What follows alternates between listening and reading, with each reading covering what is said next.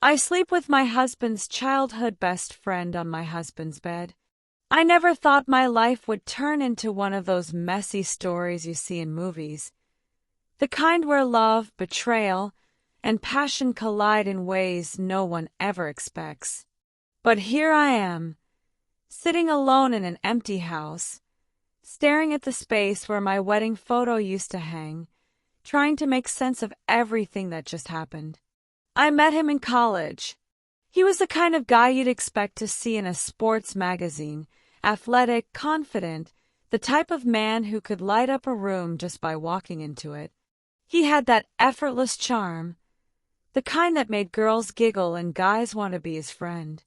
And for some reason, he chose me. I wasn't like the girls who usually chased after him. I wasn't part of the popular crowd. I was quiet, more of a book lover than a party-goer. But with him, everything felt different. We fell in love fast, in the way that only young, reckless hearts do. Late-night drives, whispered secrets under the stars, stolen kisses between classes. He made me feel special, like I was the only woman in the world. When he proposed right after graduation, I didn't hesitate. Marriage was supposed to be the beginning of forever. For a while it was good. We built a life together, made a home filled with laughter, shared quiet mornings over coffee. But there was always one thing, one person, who lingered like a shadow in the background of our marriage. His best friend. They had been inseparable since childhood, the kind of bond that seemed unbreakable. At first, I thought it was sweet, having someone who knew him better than anyone else. But as time passed, something about their relationship felt different. He was always there. Every date night, every holiday, every celebration. If I planned a romantic evening, somehow he ended up being part of it. The comments he made stuck with me, little jabs that left a lingering unease. Asterisk, you'll never understand him the way I do. Asterisk, you don't make him laugh like I do. Asterisk, I tried to ignore it. I told myself I was overthinking. But deep down, something didn't feel right. Then came the night that changed everything. We had just finished dinner when he looked at me, hesitation in his eyes. I could tell he had something to say, something that had been sitting on the tip of his tongue for too long. Asterisk, I think we should open our marriage. Asterisk. For a moment, I thought I had misheard him. Asterisk what? Asterisk, I whispered, my chest tightening. Asterisk, I just think, maybe it would be good for us to explore, to see what else is out there. Asterisk.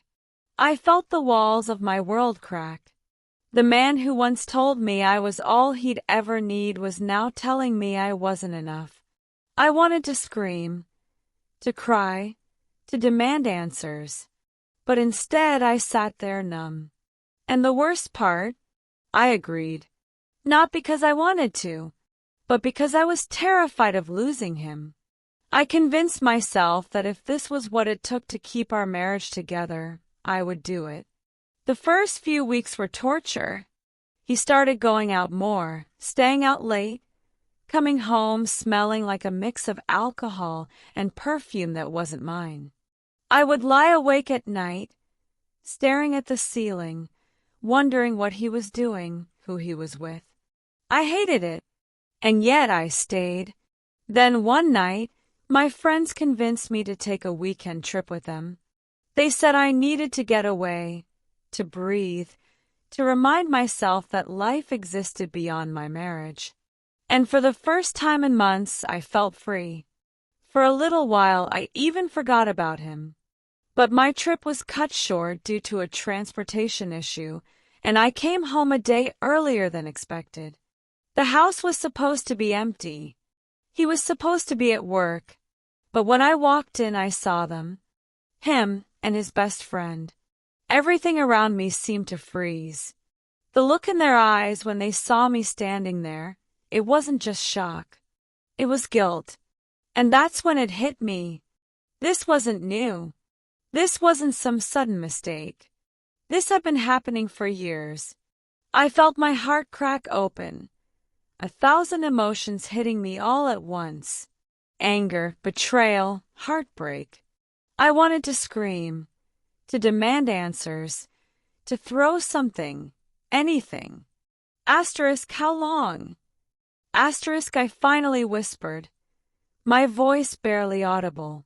Silence. Then a sigh. Asterisk, does it matter? Asterisk. He left that night, packed a bag, and went to his mother's house. And I was left alone with his best friend. I should have hated him. I should have screamed at him, blamed him for everything. But I was too tired. For the first time, I really looked at him. Not as my husband's best friend, but as a man who had also been caught in something bigger than both of us. He sat with me on the couch, his voice soft as he explained everything. He told me he never meant to hurt me, that he thought I had known, that he hadn't realized Rob had kept me in the dark for so long. His words should have felt like daggers, but instead they felt like a strange kind of comfort, because the thing about pain is that it's lonely. And in that moment, he was the only person who understood what I was feeling. We talked for hours, about everything, about nothing, about the years we had both spent pretending. And then something shifted. He looked at me differently, his gaze lingering just a little too long. The air between us changed, thick with something unspoken. I should have stopped it, but I didn't.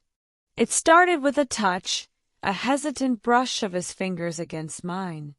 A silent question. A moment where we both knew what was about to happen but didn't have the strength to stop it. And then it happened. It wasn't planned. It wasn't calculated. It wasn't revenge. It was desperation. It was passion.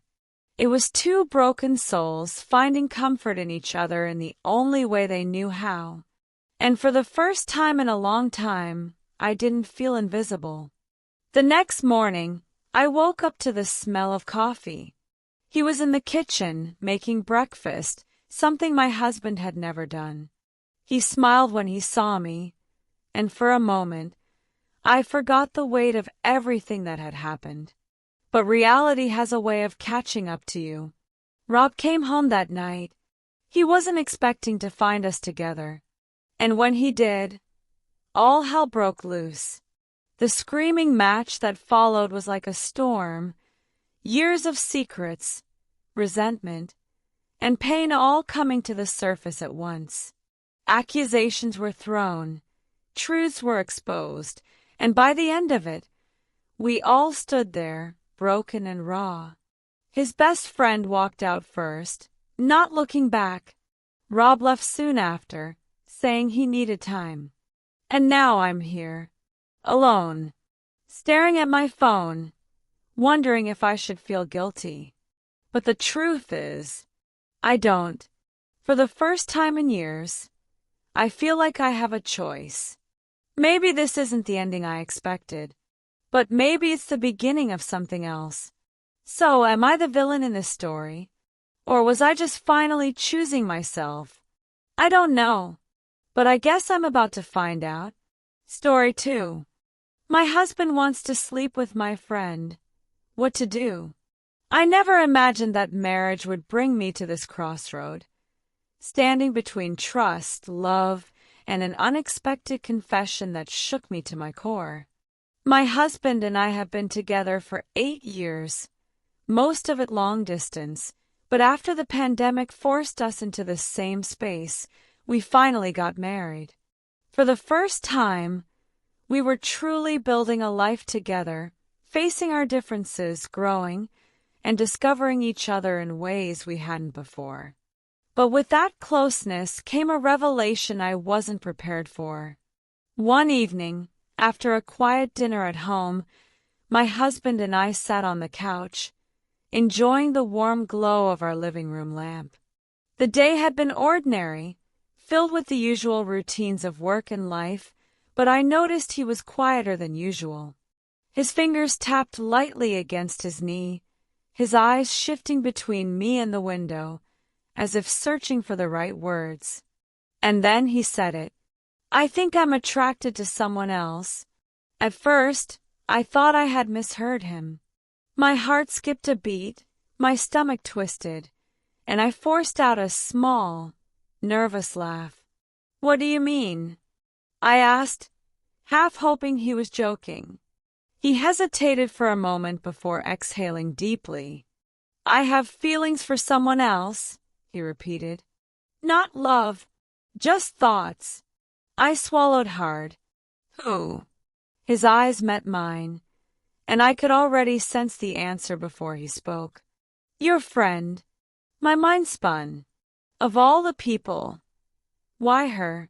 She was one of my closest friends, someone I trusted, confided in, and shared laughter with. And now, my husband was admitting to harboring feelings for her?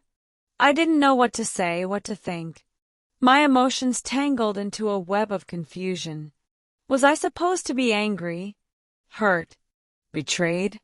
Or should I be grateful that he was honest with me instead of hiding it? The weight of his confession lingered in the air, thick and suffocating. My voice was barely above a whisper when I asked, "Why are you telling me this?" He sighed, running a hand through his hair.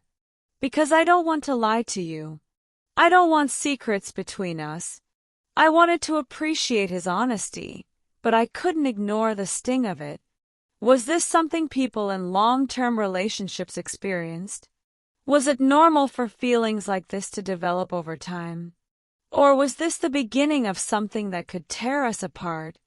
I asked him what he wanted to do about it, fearing his answer. Was he hoping I would encourage him to act on it?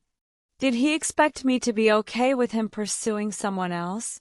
He quickly reassured me that he didn't intend to cheat.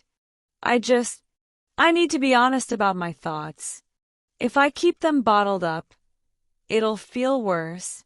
For a moment, I tried to convince myself that his honesty was a sign of a strong relationship. That maybe, just maybe, we could work through this without it destroying us. But then, he said something that changed everything. "If I really wanted to, I could hide it from you. I know how to keep it a secret. But I don't want to. That's why I'm telling you. Where do we go from here?" Those words echoed in my mind long after our conversation ended. If he was capable of keeping secrets, what did that mean for our future? Could I trust him? Was he testing my reaction, seeing how far he could go? As the days passed, my emotions swung between anger and acceptance.